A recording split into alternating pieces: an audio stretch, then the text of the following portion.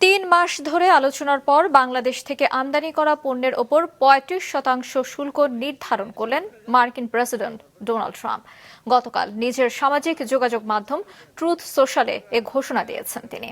গত ৩রা এপ্রিল বিশ্বের বিভিন্ন দেশের ওপর পাল্টা শুল্ক আরোপ করেছিলেন ট্রাম্প। সে সময়ে বাংলাদেশের ওপর ৩৭% শুল্ক আরোপ করা হয়েছিল। এর আগে দেশটিতে বাংলাদেশি পণ্যের ওপর শুল্ক হার ছিল গড়ে ১৫%। বাংলাদেশের পাশাপাশি দক্ষিণ কোরিয়া, জাপান সহ মোট ১৪টি দেশের ওপর নতুন করে শুল্ক হার নির্ধারণের ঘোষণা দেওয়া হয়েছে। হোয়াইট হাউসের ৯০ দিনের শুল্ক বিরতির সময়সীমা শেষে ট্রাম্প এই ঘোষণা দেন। আগের সিদ্ধান্ত অনুযায়ী ৯ জুলাই থেকে শুল্ক কার্যকর হওয়ার কথা ছিল, সেটি পিছিয়ে ১ আগস্ট নির্ধারণ করা হয়েছে। চূড়ান্ত শুল্কের পরিমাণ উল্লেখ করে ১৪টি দেশের নেতাদের উদ্দেশ্যে চিঠি পাঠিয়েছেন ট্রাম্প।